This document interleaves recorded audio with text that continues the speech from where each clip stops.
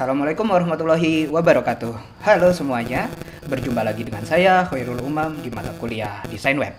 Hari ini materi yang akan kita bahas adalah tentang semantikal web. Oke, sebelum kita membahas tentang semantikal web, ada baiknya kita mengingat kembali tentang sejarah atau proses dari perkembangan teknologi website ya.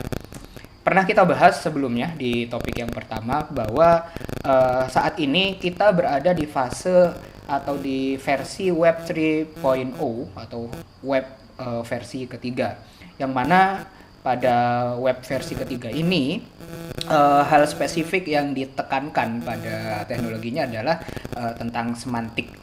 Nah, apa itu semantik?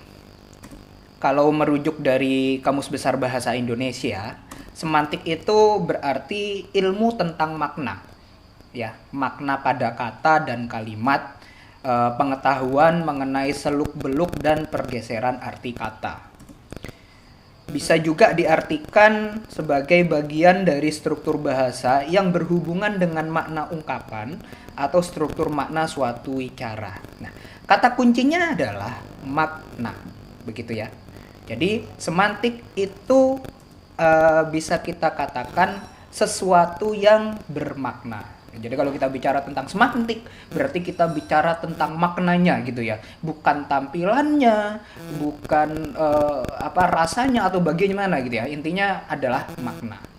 Nah, sehingga bisa kita simpulkan kalau kita ngomong semantikal web, berarti kita berbicara tentang web yang bermakna. Nah, web yang bermakna itu bagaimana ya? Apakah webnya seperti puisi gitu atau webnya penuh dengan penghayatan? Nanti kita bahas. Oke.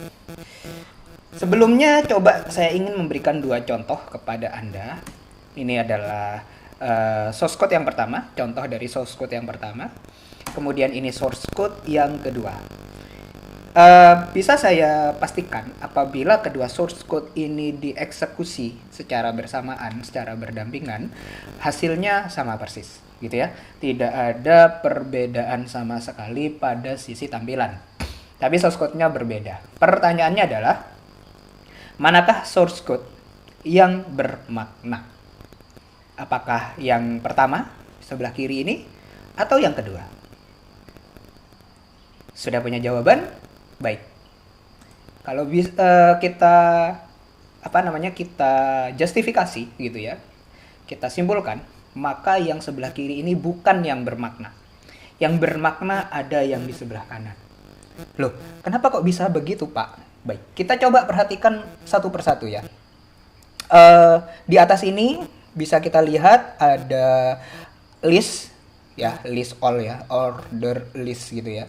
Kemudian ada isi dari listnya, di mana isinya adalah sebuah link gitu ya, atau hyperlink. Ini juga sama begitu. Ya, bisa dilihat di sini kalau dari kata kuncinya di div ini, div class navbar dan all class menu gitu ya. Bisa kita simpulkan ini adalah menu-menu yang ada di navigation bar dari navbar ini gitu ya.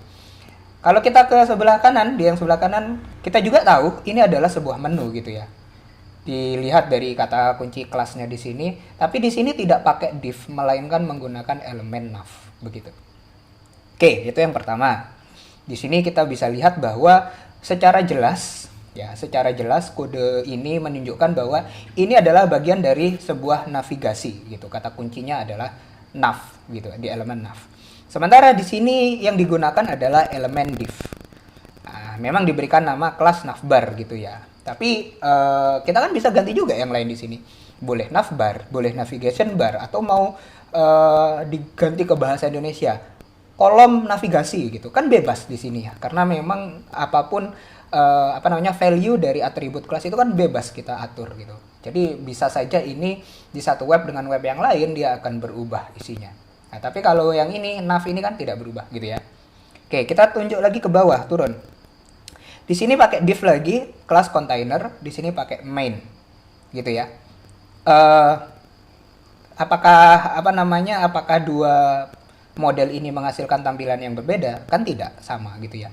Tapi di sini dia sebut div gitu. Div ini apa? Divisi apa gitu. Masih belum jelas apa kegunaannya di sini. Tapi kalau di sini sudah jelas. main, artinya utama. Bisa disimpulkan ini adalah sebuah konten utama, begitu. Ya, diperjelas lagi dengan isinya. Di sini tiba-tiba ada H1, ada H1, ada P, ada H1, ada P gitu ya. Ini apa maksudnya H1 dan H1 ini? Kenapa semuanya pakai H1? Nah, sementara di sini bisa dilihat di sini ada H1, kemudian dibagi jadi section, ada H2, ada paragrafnya, ada section lagi. Ini bisa kita simpulkan bahwa oh, ini adalah konten utama yang terbagi ke dalam beberapa section gitu ya. Garis besarnya ini tentang hewan peliharaan, begitu. Yang mana section pertama tentang kucing, dan section yang kedua atau sesi yang kedua itu tentang anjing, begitu kan? Oke. Nah, jadi lebih jelas maknanya di sini walaupun tampilannya sama. Pun begitu dengan yang bagian bawah, yang di sebelah kiri ini dia pakai div. Memang pakainya page footer gitu di sini ya. Tapi orang bisa ganti juga dia jadi footer, bisa juga jadi catatan kaki, bisa juga diganti jadi bottom gitu karena dia ada di bawah gitu. Nah, tapi di sini dia jelas footer gitu. Ini elemen footer yang memang sudah ditetapkan. Jadi jelas ini adalah kalau di Kalau di halaman web dia memang berada paling bawah dan fungsinya sebagai bisa catatan kaki, bisa bagian informasi yang lain gitu ya, ada banyak nanti. Oke. So, dari sini bisa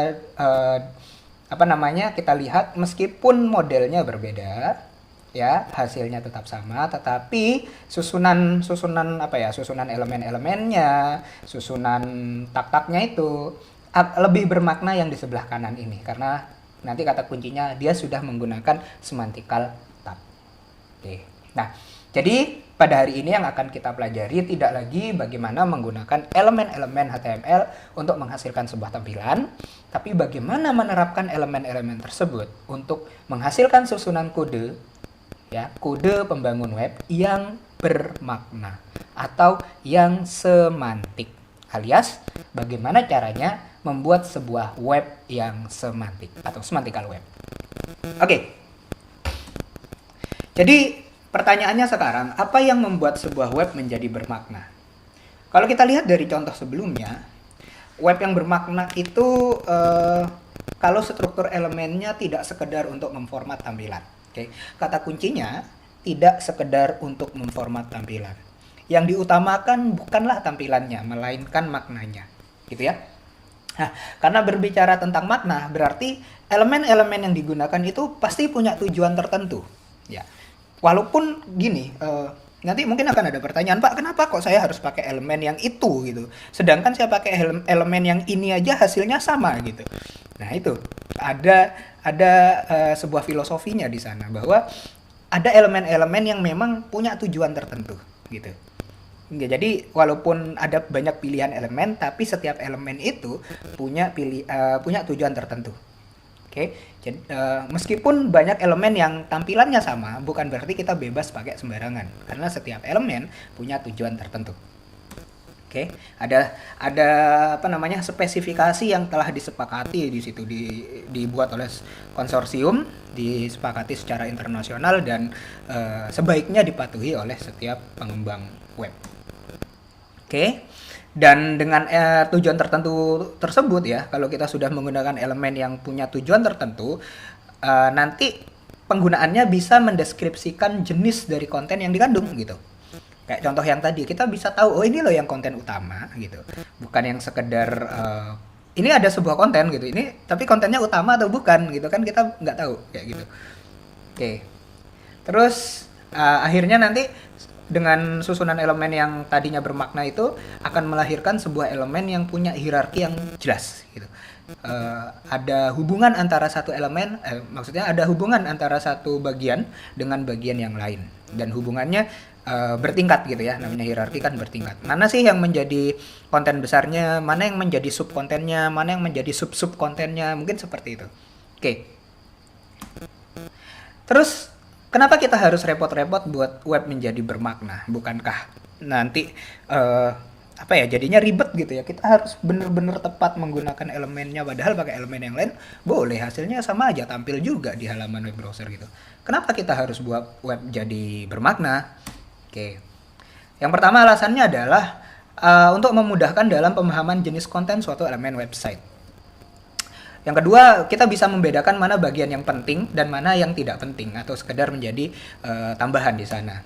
Dan yang ketiga yang paling paling harus kita usahakan adalah untuk mengoptimasi mesin pencari atau search engine optimization, dan atau yang lebih dikenal dengan istilah SEO gitu ya. Jadi kenapa repot-repot harus bikin web yang bermakna? Biar biar mesin pencari itu bisa paham jenis konten di elemen dari website yang sedang kita bangun gitu ya. Contohnya sederhana tadi itu, apakah kita bisa menunjukkan kepada search engine mana bagian yang utama dari website kita. Kalau search engine itu mau melakukan pengindeksan, dia harus mengindeks yang bagian mana gitu. Apakah dia harus mengindeks dari bagian judul, navigation bar, artikel besarnya, kemudian mungkin ada di sebelah kanannya itu ada teks-teks kecil, apakah harus diindeks semua? Apakah bagian footer harus diindeks semua gitu? Nah, tentu kalau semua harus diindeks, itu akan menjadi beban di search engine dan bisa mempengaruhi hasil pencarian yang tidak akurat gitu, yang tidak efektif, tidak efisien. Nah, dengan optimasi di mesin pencari, dengan kita kasih tahu ini loh yang diindeks, maka pengindeksan yang dilakukan oleh search engine tadi itu atau mesin pencari itu jadi lebih optimal. Dan suatu hari ketika ada orang yang melakukan pencarian, katakan di Google, di Bing dan sebagainya, hasil yang dikembalikan pun lebih tepat lagi gitu, karena ya siapa sih yang mau nyari tentang footer, tentang isi dari footer, nggak ada, tapi orang nyari tentang artikel utama gitu kan ya. Ya, jadi yang diindeks harusnya yang penting-penting saja. Dan di bagian yang penting pun nanti kita harus bisa memberitahu, oh ini loh yang sangat penting, ini loh yang perlu perhatian khusus. Oh ini cuman informasi tambahan, boleh diindeks tapi jangan dijadikan yang utama. Bisa kayak gitu. Nah, itulah kenapa kita harus membuat web yang bermakna. Oke. Terus bagaimana cara membuat web yang bermakna? Yang pasti yang pertama, kita harus menggunakan elemen atau tag yang sesuai dengan tujuannya. Nggak sekedar, oh ini saya ingin membuat web yang, saya ingin membuat teks yang tampilannya tebal dan hurufnya besar gitu kan ya. Oh saya pakai H1 gitu. Jangan gitu ya. Jadi H1 itu bukan untuk membuat teks yang besar dan tebal, tapi H1 itu untuk membuat header atau heading level pertama. Jadi tujuannya jelas gitu ya. Jangan berdasarkan saya ingin buat karena tampilannya begini, tapi saya ingin menggunakan elemen ini karena saya tujuannya adalah misalnya tadi membuat heading gitu, atau saya ingin membuat teks yang jadi perhatian utama karena dia penting gitu. Itu jadi tujuannya sesuai. Oke, ya, yang kita prioritaskan adalah tujuan bukan tampilan. Kenapa jangan memprioritaskan tampilan? Karena nanti kalau Anda belajar tentang styling ya, style sheet, CSS3 gitu, semua tampilan itu bisa diubah. H1 yang tadinya ukurannya besar, tebal, bisa kita buat jadi kecil dan tidak tebal gitu ya, sama dengan teks biasa. Ya, jadi secara tampilan dia bisa berubah, tetapi secara makna, secara semantikal dia tidak berubah. Itu pun dengan teks-teks yang lain gitu kan ya, dengan bagian-bagian yang lain, semua tampilannya bisa kita ubah dengan styling. Jadi tidak ada gunanya mengatur styling di awal-awal gitu ya. Yang penting yang kita atur sekarang adalah tujuannya, maknanya, semantikalnya gitu kan. Oke. HTML5 sudah menyediakan elemen-elemen baru untuk mendukung hal ini. Bahkan beberapa elemen lama sudah diredefinisi ya. Yang dulu di HTML4 cuman untuk membuat teks tebal gitu ya. Sekarang tidak serta-merta hanya untuk buat teks tebal, tapi ada maknanya lagi yang lain gitu. Sudah didefinisikan ulang. Oke. Ini adalah beberapa contoh semantikal elemen yang ada di HTML5. Tidak hanya ini ya, ada banyak sekali. Kalau saya sebutkan satu persatu ya, saya juga tidak hafal. Kalau kita bahas satu persatu ya, waktu kita akan sangat terkuras gitu ya. Saya berikan beberapa contoh saja yang penting yang nanti akan kita bahas juga di sini. Tapi ada juga yang tidak kita bahas dulu. Nanti di pertemuan-pertemuan berikutnya mungkin akan ada kesempatan ya untuk membahas itu. Oke. Kalau mau lihat yang lebih lengkapnya lagi, Anda bisa mengakses halaman ini ya, Web3School, tentang HTML5 Semantic Elements. Ada contohnya, ada elemen artikel gitu yang menunjukkan suatu konten independen. Artinya kalau konten itu kita lepas dari halaman aslinya, kita masih tetap dapat informasi yang jelas di sana. Ada aside yang menunjukkan konten tambahan yang nanti bersinggungan dengan konten utama. ya, ada singgungannya masih. Ada details, ini kalau wujudnya dia bisa apa namanya, bisa kita lipat tampilannya, bisa disembunyikan, bisa ditampilkan gitu. Yang pasti ini tentang detail dari suatu apa ya, suatu istilah mungkin, atau suatu frasa, suatu objek gitu ya. Nanti ada caption yang menunjukkan caption gambar, ada figur yang menunjukkan konten untuk gambar, foto, ilustrasi, diagram, dan sebagainya. Ada footer, bagian kaki dari dokumen, ada header, bagian kepalanya, ada main, bagian utama, ada nav yang menunjukkan navigasi, tadi udah kita sebutkan ya. Ada section yang membagi halaman menjadi sesi atau beberapa area, dan ada summary yang menunjukkan heading dari bagian detail. Oke. Detail, summary, caption, figur tidak kita bahas dulu di pertemuan kali ini. Mungkin nanti di kesempatan lain ya, kalau ada kaitan dengan materi baru akan kita bahas. Oke. Yang pertama mau kita bahas sekarang adalah tentang semantical heading. Kita sudah tahu bahwa HTML memang menyediakan 6 level heading ya, dari H1 sampai dengan H6. Secara tampilan, H1 akan tampil lebih besar daripada H2, H2 lebih besar dari H3, dan begitu seterusnya. Gitu ya. Nah, tapi itu urusannya tentang tampilan di HTML4 dan HTML sebelumnya gitu. Nah, di HTML5 kita bicaranya tentang semantikal. Jadi tidak serta-merta, oh ini heading untuk membuat tulisan yang besar dan tebal gitu. Tapi kita buat, oh ini heading ya untuk heading, untuk header gitu. Untuk judul gitu ya biasanya ya. Entah itu judul bab, entah itu judul subbab atau sub-subbab gitu.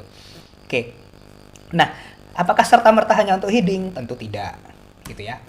Jadi di dalam semantical web, heading digunakan untuk menunjukkan level suatu konten. Mana yang konten bab, mana yang konten subbab, mana yang konten sub-subbab atau sub-sub-sub-subbab begitu ya. Seterusnya, pokoknya banyak subnya nanti. Oke. Bukan sekedar mengubah ukuran font, dan ini bisa kita analogikan seperti membuat bab, subbab, dan sub-subbab pada sebuah laporan ilmiah. Nah, kalau kita outline gitu ya, kalau kita daftar isinya di daftar heading-headingnya, itu nanti seolah-olah kita membuat sebuah daftar isi. Oke, Anda pernah lihat ya daftar isi, ada yang ini yang satu pendahuluan gitu ya, atau latar belakang gitu ya, kemudian 1.1 apa gitu ya, 1.1.1 apa gitu ya, terus muncul lagi ke bawah. Oke. Ya. Dengan membuat outline seperti ini, dengan menciptakan outline ini berdasarkan heading, nanti search engine itu bisa tahu hubungan antar bagian. Jadi ketika melakukan pengindeksan, dia tahu, oh ini subbab dari bab yang ini gitu ya, atau ini sub-subbab dari subbab yang ini, yang mana merupakan bagian dari bab yang ini gitu. Jadi ada tingkatan-tingkatan di sana. Nah, contohnya begini kalau heading outline. Lihat. H1 hewan peliharaan, kemudian H2 kucing, H2 anjing, muncul lagi H1 hewan liar, H2 buaya, H2 kera. Oke, ada 4 buah H2, ada 2 buah H1. Kalau disuruh mengelompokkan, kucing sama anjing masuk yang mana? Tentu masuk yang hewan peliharaan ya, bukan yang hewan liar gitu ya. Karena kucing dan anjing muncul di bawahnya hewan peliharaan. Nah, kemudian hewan liar, dia juga ada di bawah hewan peliharaan kan? Tapi kan dia sama-sama H1. Berarti ini satu level. Jadi hewan liar tidak berada di dalam hewan peliharaan, tapi hewan liar sejajar dengan hewan peliharaan. Pun buaya dan kera gitu ya. Karena dia H2 dan di bawahnya satu hewan liar, berarti dia masuk ke hewan liar. Kalau di outline begini jadinya. Nah, kan seperti sebuah daftar isi gitu ya. Oke. Di internet ada sebuah tool yang bisa Anda gunakan untuk mengecek outline dari sebuah halaman web gitu ya. Namanya adalah gsnaders.html5.org/outliner. Kita coba.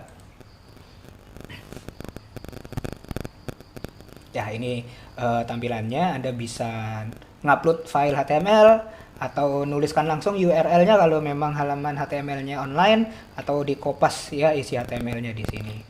Coba kita pilih contoh aja. Ini ya heading outline yang saya pakai. Kita outline this. Ya ini jadinya tadi. Padahal heading outline itu isinya nah, isinya ini yang saya beri contoh di PPT ya. Jadi ya memang H1, H2, H2, H1, H2, H2. Nah, ini kalau di bawahnya kita kasih H3 bagaimana? Misalnya kucing ini saya kasih H3 gini ya. H3 Anggora gitu ya. Kasih penjelasan, Anggora adalah kucing dengan ciri-ciri berbulu panjang. Oke, kemudian apa misalnya kucing kampung gitu ya, domestik, kucing domestik. Oke, jenis kucing ini banyak ditemukan di Indonesia. Oke, contohnya begini ya. Nah, kita lihat hasil outline-nya seperti apa. Coba kita upload ulang. Nah, itu. Lihat tingkatannya ya. Ini H1 tadi hewan peliharaan, H2 kucing, H3 Anggora, H3 kucing domestik, terus H2 anjing, begini ya. Sesuai dengan urutannya. Jadi dengan cara seperti ini, akhirnya nanti search engine pun tahu bahwa kalau dia mengindeks bagian Anggora, dia akan tahu bahwa ini adalah subbab dari subbab kucing gitu ya. Yang mana kucing adalah subbab dari bab hewan peliharaan. Mungkin kayak gitu ya analoginya. Sehingga proses pengindeksan itu tidak lagi sekedar mendata teks, tapi juga mencari tahu keterkaitan antara satu bagian dengan bagian yang lain. Tentu akan sangat membantu dalam pengembangan optimasi dari mesin pencari itu, dari mungkin penerapan artificial intelligence ke depannya, data mining, text mining, dan banyak lagi yang dimulai dengan sangat sederhana dari membuat web yang semantik. Oke, kita lanjutkan. Ya, ini tentang heading outline. Jadi mulai sekarang kita tidak sembarangan menggunakan mana H1, mana H2, mana H3 gitu ya. Semuanya pasti dimulai dari H1 dulu begitu. Kalau H1 di bawahnya H1 pasti H2. Jangan langsung loncat ke H6 atau H4 gitu hanya dengan alasan ya saya pinginnya tampilannya lebih kecil lagi gitu. Jangan memikirkan tampilan dulu di sini. Pikirkan maknanya, karena tampilan bisa kita ubah-ubah nanti dengan styling. Nah, itu tadi tentang heading. Berikutnya kita bahas tentang semantical partitioning. Semantical partitioning itu artinya halaman web itu kalau kita partisi, kita bagi-bagi, dia harus punya makna. Nah, bagaimana memaknai pembagian dari semantical itu, dari halaman web itu? Secara umum pasti akan terbagi menjadi 4 seperti ini ya. Ada yang bagian header, ada yang bagian main, ada yang bagian aside, ada yang bagian footer. Walaupun nanti di dalamnya ada bagian-bagian yang lain gitu ya. Header berarti kepala dari halaman web itu. Nah, isi dari kepala itu tentunya bisa bermacam-macam ya. Tapi yang paling umum pasti judul artikel gitu ya, atau judul web itu ada tagline, mungkin kalimat yang simple tapi jadi ciri khas. Kemudian mungkin ada ringkasan isinya, ada kalimat pembuka dan sebagainya, yang intinya itu bukan bagian utama, tetapi itu adalah bagian pembuka gitu ya. Main, ya sesuai namanya, berarti dia adalah konten utama, isi yang asli dari halaman itu. Aside, nah aside ini adalah konten tambahan yang masih berkaitan dengan konten utama, sampingan gitu ya. Biasanya letaknya memang di samping, makanya namanya aside, tapi kadang letaknya bisa di dalam main gitu ya, kadang di sebelah kiri gitu, atau kadang di bawahnya main gini, karena dia ini bukan bicara tentang letak ya, bukan, kalau bicara letak itu kan berarti tampilan gitu ya, tapi bicara tentang hubungannya. Aside itu adalah konten tambahan yang berhubungan dengan konten utama. Nah, kemudian footer, ya sesuai namanya, dia adalah kaki dari website itu. Biasanya isinya adalah alamat dari penulis, kontaknya si penulis, ada link-link tambahan, ada copyright dan sebagainya, banyak di sana. Nah, yang ini tambahan nav ya. Nav itu adalah navigation bar, bisa juga sidebar kalau letaknya di samping. Dia bisa ada di mana saja di sini. Mungkin di bagiannya main, tapi biasanya di header sih ya. Di aside juga bisa, dia bentuknya sidebar gitu. Di footer pun mungkin ada yang mau meletakkan, tapi intinya dia adalah sebuah navigation bar. Oke. Contohnya semantical partitioning itu seperti ini. Oke. Yang perlu diketahui ya, tidak ada aturan khusus mengenai penempatan elemen-elemen semantik yang bagi halaman web ke dalam beberapa bagian. Karena sekali lagi tujuannya adalah pemaknaan, bukan penataan tampilan gitu. Oke, jadi maksudnya gini, seperti ini ya, ini adalah header kan, judul, halaman, tagline, dan navbar isinya dalam hal ini. Terus saya mau taruh footer di bawahnya header boleh? Boleh gitu ya. Cuman ya Cuman ya masa footer ada langsung di kepala gitu kan, kaki di kepala, kepala di kaki dong ini. Masa jadi lagunya Peter Pan gitu. Oke, jadi header pastilah di bagian atas gitu ya. Tapi apakah dia yang paling atas? Mungkin tidak. Mungkin di atasnya header ada yang lain gitu, semacam navigation bar-nya ya. Jadi navigation bar-nya dikeluarin dari header pun ada yang buat seperti itu, nggak masalah gitu ya. Nggak ada aturan khusus. Oke, di bawah header biasanya ya adanya main gitu, konten utama.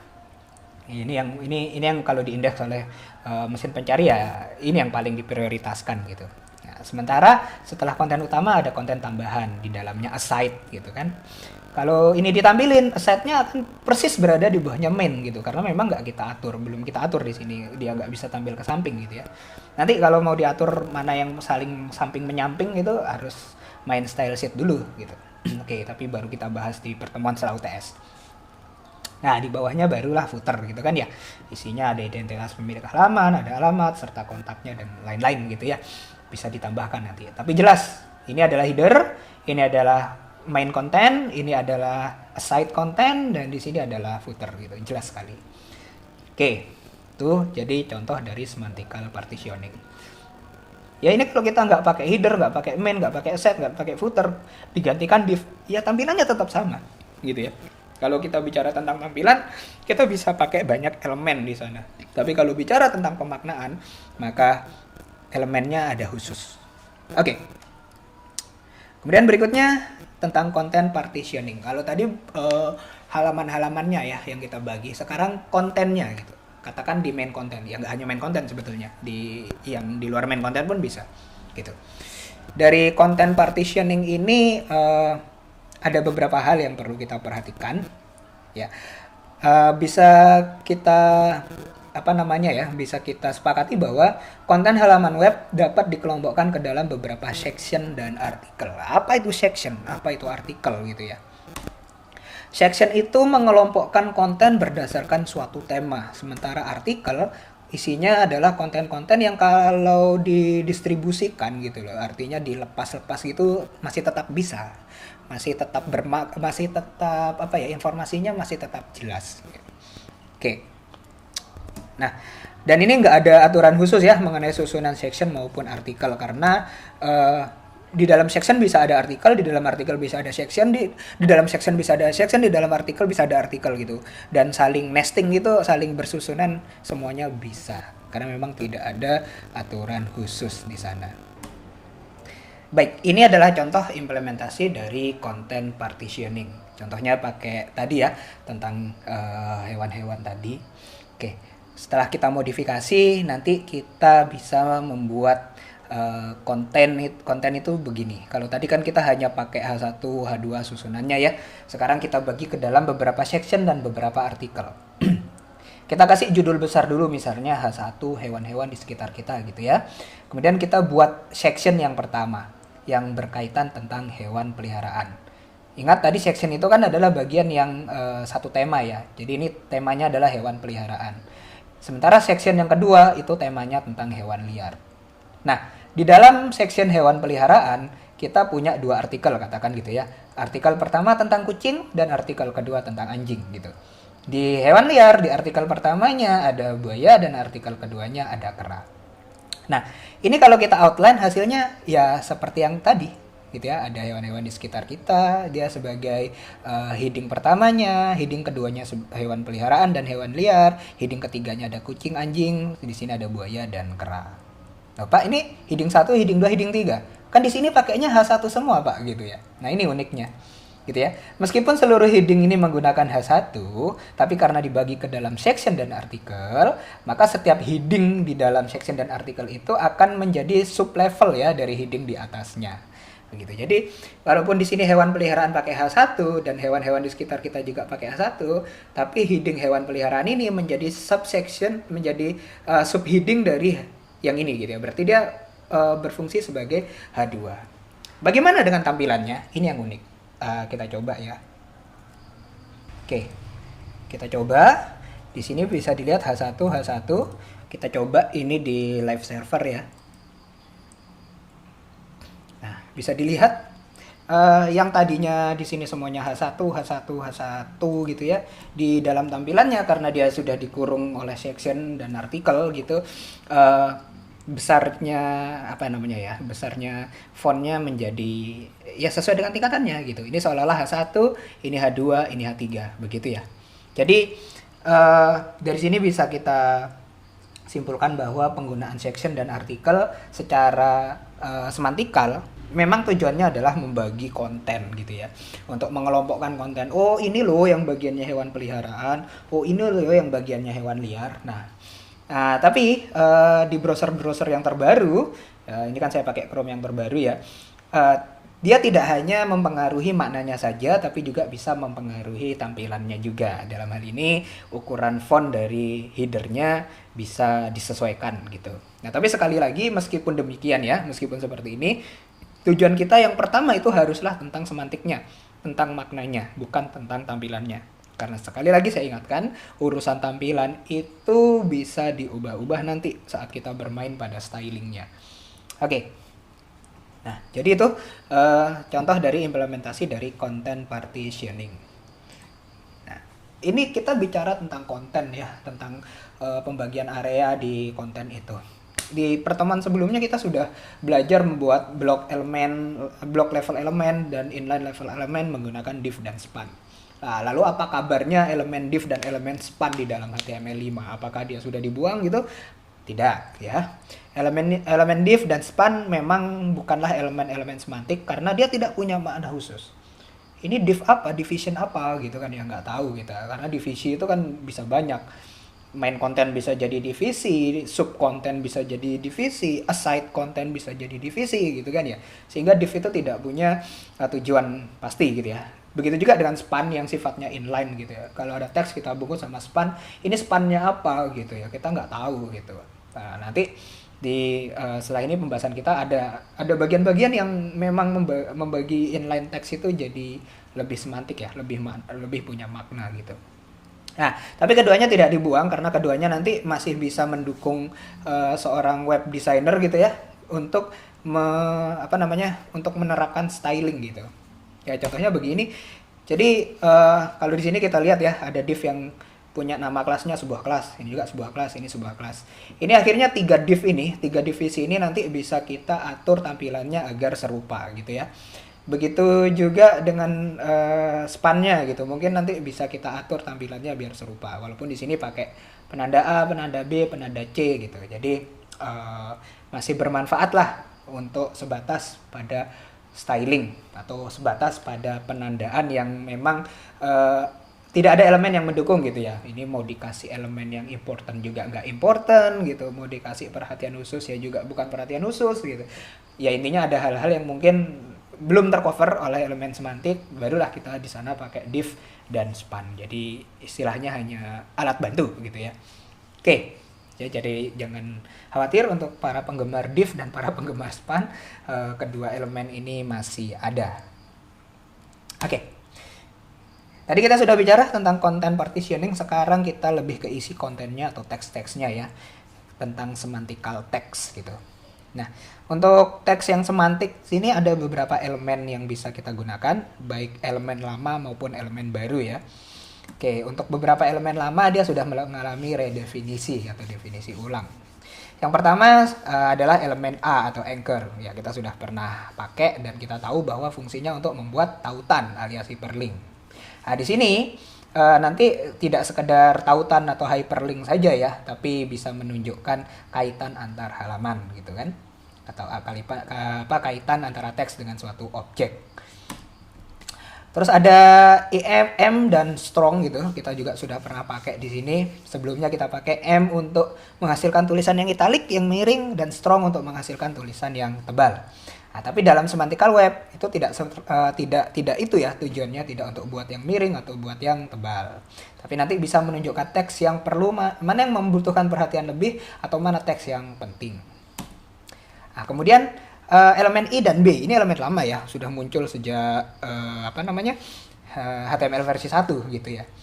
Ya, fungsinya sama seperti M dan strong gitu untuk urusan tampilan. Untuk I itu untuk italic, untuk membuat teks yang miring, sementara B itu bold untuk teks yang tebal. Tapi di sini nanti dia fungsinya adalah pembeda dengan teks yang ada di sekitarnya, tapi levelnya tetap setara. Kalau M sama strong itu levelnya lebih tinggi daripada teks yang lain, sementara I sama B itu levelnya setara. Oke, kemudian ada S itu untuk menunjukkan mana teks yang tidak akurat. Ada mark untuk melakukan highlighting pada teks. Kalau di buku mungkin kita kita kasih highlight gitu ya, kita kasih warna kuning, warna hijau gitu biasanya highlight. Ya, kalau orang Indonesia ngomongnya di stabilo gitu ya, padahal stabilo itu merek. Oke, kemudian ada key ini untuk membuat kutipan ya, quote yang berada di dalam baris teks alias inline quote gitu. Lalu yang terakhir nanti ada time. Nah, sesuai dengan namanya ini akan menunjukkan waktu, termasuk tanggal juga yang spesifik. Oke, kita coba bahas satu persatu. Yang pertama tentang hyperlink. Oke, jadi hyperlink yang dibentuk dari elemen A itu bisa menunjukkan adanya kaitan antara teks yang jadi hyperlink tersebut dengan objek yang dituju oleh hyperlink tadi. Objeknya bisa berupa halaman ataupun bagian tertentu dari suatu halaman. Penggunaan hyperlink ini tentu akan sangat membantu search engine ya dalam mengindeks objek terkait. Jadi search engine itu kalau kalau melakukan crawling ya, mengindeks, begitu ketemu teks yang ada linknya gitu, yang ada hyperlinknya, dia juga akan lari ke halaman yang ada di hyperlink tadi itu. Nah, kemudian diindeks lagi, kemudian dihubungkan dengan teks hyperlinknya. Jadi bisa dibayangkan, katakan ya seperti inilah contohnya hyperlink di halaman website yang berbeda. Katakan Google ya, Google mengindeks fulan gitu ya. Dia nggak hanya mengindeks ini lagi, nggak hanya mengindeks yang ada di sini, yang tentang fulan di halaman ini saja. Tapi dia juga akan lari ke bagian ini, ke alamat ini, dan melakukan pengindeksan di sana. Yang pastinya nanti bisa dikaitkan dengan si fulan yang ada di halaman ini gitu ya. Gitu. Nah, hyperlink ini yang dibangun pakai elemen A bisa merujuk ke website yang berbeda, bisa merujuk ke website yang sama tapi halamannya berbeda, bisa merujuk ke website yang sama, halamannya berbeda, tapi langsung ke bagian tertentu, gitu ya. Kalau ada tanda pagar seperti ini, hashtag begini, ini berarti lari ke bagian yang dikasih ID seperti ini, gitu ya, invensi gitu. Nah, atau juga di satu halaman yang sama, tapi langsung merujuk ke merujuk ke bagian yang punya ID seperti ini, begitu. Oke, nanti bisa kita coba ya di modul. Oke, kemudian di HTML5 elemen A itu punya tambahan atribut, yaitu atribut tipe dan atribut download. Sebelumnya hanya href gitu kan ya. Sekarang ada atribut tipe dan atribut download. Apa fungsi kedua atribut ini? Tipe itu menunjukkan meme tipe. Nah, meme tipe itu sederhananya ini objek yang dituju, jenis filenya apa? Apakah JPEG, apakah HTML, apakah PNG gambar atau PDF gitu atau yang lain. Jadi ngasih tahu tipenya. Sementara download ini menunjukkan bahwa ini link yang dituju ini akan ke halaman aslinya atau justru kita langsung download file di sana gitu. Oke, kalau contohnya seperti ini, yang pertama, ini berarti ketika kita klik link ini contoh 1, kita akan dilempar ke halaman ini ya, ke contoh 1.html. Nah, kalau yang kedua, di sini ada tulisannya download gitu ya. Jadi kalau kita klik link ini contoh 1, dia nggak akan lari ke contoh 1.html saja gitu, tapi dia juga akan mendownload halaman ini. Ya, halaman ini dipaksa di-download jadi contoh.pdf gitu. Walaupun pasti hasilnya error karena ini HTML tapi di-download jadi PDF gitu. Nanti kita coba. Nah, kalau yang ini juga dia akan download juga ya. Jadi sebelumnya memang merujuk ke sebuah gambar PNG, favicon.png misalnya, tapi dia paksa download juga dengan nama yang sama dan sekaligus dikasih tahu, oh ini tipenya PNG, gitu. Sehingga ketika di-download nggak salah lagi, nggak diubah jadi JPEG, nggak diubah jadi GIF atau yang lain, gitu ya. Oke, kita lihat contohnya. Oke, ini ya contohnya. Saya sudah punya favicon di sini, di satu folder yang sama dengan HTML ini. Ini kalau kita jalankan, nah ini contoh yang pertama, link yang pertama, contoh 1, dia pasti akan pindah ke contoh 1.html. Oke, begini ya. Nah, contoh 1 juga tadi, tapi saya paksa dia untuk download jadi PDF. Oke, dia nggak pindah ya ke contoh 1.html, tapi download jadi PDF. Oke. Oke, tadi saya udah download. Jadi di sini gini. Nah, dia download jadi PDF. Tapi kalau kita paksa dia buka, ya nggak tampil apa-apa karena aslinya bukan file PDF gitu kan ya. Oke. Nah, yang kedua ini yang ketiga favicon. Ini yang jelas yang di-download memang PNG. Oke, favicon.png tuh dia langsung minta untuk download gitu ya. Nah, jadi ini nanti akan bermanfaat kalau memang kita pengen bikin link download gitu ya. Bukan link untuk pindah ke halaman tertentu. Memaksa seseorang untuk mendownload gitu, bukan pindah ke halaman. Oke, jadi itu ya semantikalnya di hyperlink. Jadi dengan cara seperti ini akhirnya nanti kalau ada yang melakukan, ada search engine yang melakukan pengindeksan, dia tahu mana yang harus diindeks ke halaman yang lain gitu ya, dikaitkan, mana yang tujuannya adalah untuk link untuk download gitu, bukan untuk pindah ke halaman. Ya, secara semantik juga orang jadi tahu, search engine jadi tahu, oh ini bukan bukan link yang punya kaitan dengan halaman lain, tapi link yang untuk mengambil resource dari halaman yang lain. Oke, itu contoh di hyperlink. Kemudian berikutnya tentang elemen EM dan strong. EM itu emphasize. Bahasa Indonesianya emphasize itu apa ya? Bisa di intinya ada perhatian khusus gitu ya. Jadi nanti teks yang dibungkus oleh elemen EM atau yang kita anggap sebagai emphasize text, berarti teks itu perlu perhatian khusus atau perlu penekanan yang lebih dibandingkan dengan teks yang lain. Sementara teks yang dibungkus dengan elemen strong menunjukkan kalau teks itu berarti teks yang penting gitu. Bisa jadi itu informasi atau data yang penting dalam konteks ini. Oke, sebagai contoh begini. Saya punya konten teks seperti ini dan ada yang dibungkus oleh elemen strong dan ada yang dibungkus oleh elemen EM. Nah, ini kalau kita baca dalam 1 minggu terakhir ini udara sangat panas dan menyengat. Dari pantauan aplikasi cuaca tercatat rata-rata suhu di siang hari mencapai 34 derajat Celcius. Nah, ini data 34 derajat Celcius ini dianggap sebagai data yang penting dalam paragraf ini. Orang harus tahu. Kalau ada mesin pencari yang melakukan pengindeksan, maka mesin pencari harus tahu bahwa ini adalah data yang penting. Indeks dia dengan peringkat yang lebih tinggi dibandingkan dengan teks yang lain, misalnya begitu. Dan berikutnya, jika kondisi ini berlangsung selama 1 bulan, tentu hal ini akan menjadi sangat mengkhawatirkan karena berpotensi menyebabkan kekeringan di beberapa wilayah. Nah, kekeringan ini dianggap sebagai kata atau frasa yang butuh penekanan atau perhatian khusus di dalam paragraf ini. Jadi intinya ya memang kedua-duanya bisa bilang, oh ini penting, ini perlu perhatian khusus gitu. Anda bisa mungkin bisa menyimpulkan sendiri apa sih perbedaannya teks yang penting dengan teks yang membutuhkan perhatian khusus gitu ya. Mungkin kalau yang penting bisa kita anggap nanti indeksnya lebih tinggi gitu. Kalau perhatian khusus juga lebih tinggi tapi mungkin tidak lebih tinggi dari yang penting. Bisa aja kita anggap seperti itu. Ya, itu kembali lagi ke algoritma yang dianut oleh si search engine gitu ya, kalau kita bicara tentang pengindeksan. Oke, dan secara maknawi ya itu tadi, secara semantikal ini adalah bagian yang penting dari paragraf ini, intinya itu. Sementara ini adalah bagian yang perlu perhatian lebih dibandingkan dengan teks yang lain. Begitu. Oke.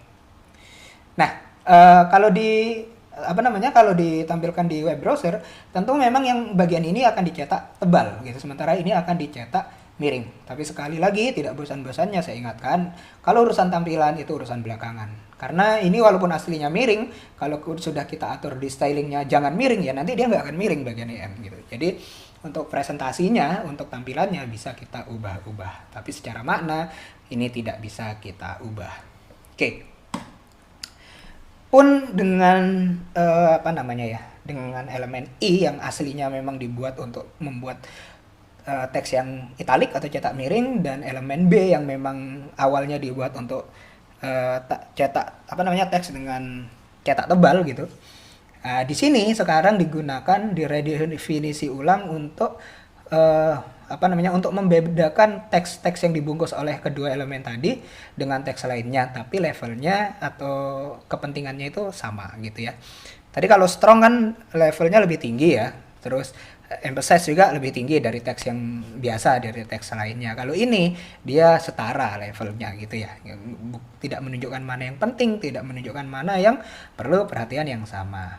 Oke, contohnya begini. Bisa dilihat bahwa ada yang dibungkus oleh B, memang hasilnya nanti cetakannya tebal tapi bisa kita ubah-ubah. Ada mangga, beringin, jambu dicetak tebal gitu. Ya hanya di sini tujuannya ya hanya untuk membuat dia lebih beda dari yang lain, tapi bukan lebih penting gitu. Sama sih, semuanya sama pentingnya. Pohon-pohon seperti mangga, beringin, jambu. Bukan berarti mangga, beringin, jambu di sini paling penting. Enggak, tapi dia setara kok dengan pohon-pohon. Hanya biar beda saja gitu ya. Nah, kemudian kalau yang I, dia juga yang agar beda, tapi dalam hal ini yang I itu bisa kita apa namanya? Bisa kita kalau dibaca begini jadinya. Eh, butuh kesabaran dan memang harus sabar gitu. Apa ya? Kalau dinarasikan mood atau suara yang dihasilkan itu bisa berbeda dengan teks lainnya. Untuk mengatasi suhu yang terasa sangat panas, sebetulnya caranya cukup sederhana, yaitu lestarikan pepohonan yang tumbuh di sekitar kita sehingga tercipta lingkungan yang teduh. Pohon-pohon seperti mangga, beringin, jambu, atau yang lain yang mudah ditemukan di sekitar kita seharusnya dirawat dengan baik. Butuh kesabaran, dan memang harus sabar dalam merawat pepohonan tersebut. Tapi hasil yang diperoleh pasti tidak akan mengecewakan. Nah, jadi di bagian yang dicetak miring ini gitu ya, kalau di tampilan websitenya, moodnya, suaranya itu bisa berbeda dengan teks lainnya. Tapi dia tetap selevel dengan teks yang lain. Oke, jadi itu ya sekarang fungsi dari elemen I dan elemen B. Bukan sekedar untuk membuat tampilannya tebal ataupun tampilannya miring gitu, tapi memang ada tujuan khusus, yaitu pembeda dengan teks yang lain, tapi dalam level yang setara. Oke, dari penjelasan ini saya harap Anda sudah mulai bisa membedakan ya antara emphasize dengan I, antara strong dengan bold, walaupun teks yang ditampilkan antara I dengan M dan antara B dengan strong itu sama ya. I sama M sama-sama menghasilkan tulisan yang miring, B sama strong itu sama-sama menghasilkan tulisan yang tebal gitu ya, tapi secara maknawiyah, secara semantikal semuanya punya tujuan yang berbeda. Jadi nanti kembali ke Anda sendiri gitu ya, yang menentukan tujuan dari pembungkusan teks itu untuk apa gitu. Oke.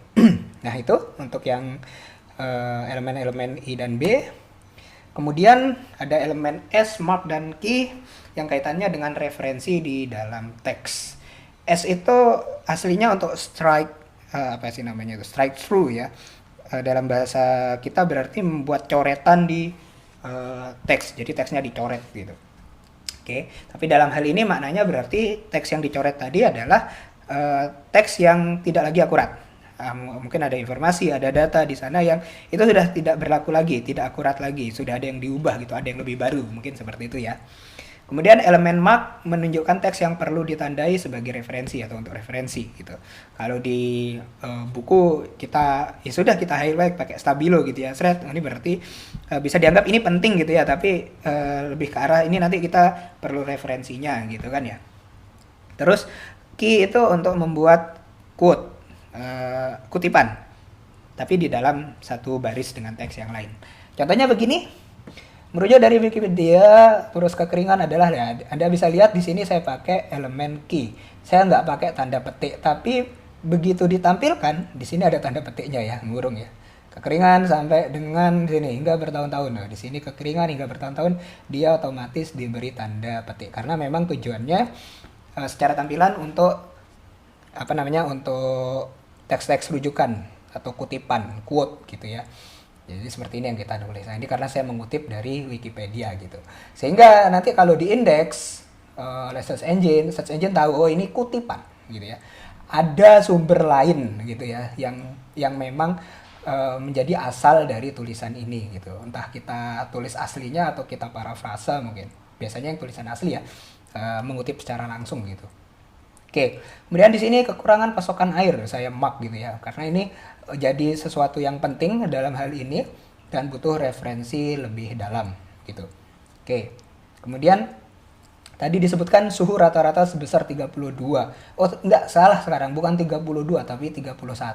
Jadi kita update, kita kasih tahu ke pembaca bahwa ini data yang lama tadi, sekarang sudah enggak akurat lagi, kita coret seret gitu, kita ganti 31 misalnya begitu ya. Ya nanti di perwujudan yang lain biasanya apa ya, harga gitu ya. Kita nulis harga, kita coret thread. Sekarang harganya nggak ini loh, udah didiskon jadi yang ini gitu. Oke, jadi itu ya untuk penggunaan s, mark, dan key. Dan yang terakhir adalah elemen time gitu ya. Ini elemen yang baru di HTML5, gunanya untuk menunjukkan waktu pada suatu teks. Time ini biasanya dibarengi dengan atribut datetime yang di dalamnya nanti kita kasih nilai sesuai dengan waktu yang spesifik. Contohnya ini, bendera dan umbul-umbul bernuansa merah putih sudah mulai nampak menghiasi lingkungan perumahan tempat kami tinggal. Hal ini dilakukan untuk menyambut perayaan Hari Kemerdekaan RI yang ke-76. Nah, Hari Kemerdekaan RI yang ke-76 itu tanggal berapa? Oh, tanggal 17 bulan 8 atau Agustus tahun 2021. Nah, jadi secara teks, secara tampilan, memang tulisannya ya Hari Kemerdekaan RI yang ke-76.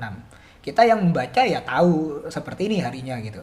Tapi kalau search engine perlu tahu waktu gitu ya. Hari Kemerdekaan RI yang ke-76 itu waktunya kapan gitu. Nah, dengan proses membaca elemen time dan atribut datetime, search engine tahu kalau yang dimaksud Hari Kemerdekaan RI yang ke-76 adalah tanggal 17 Agustus 2021.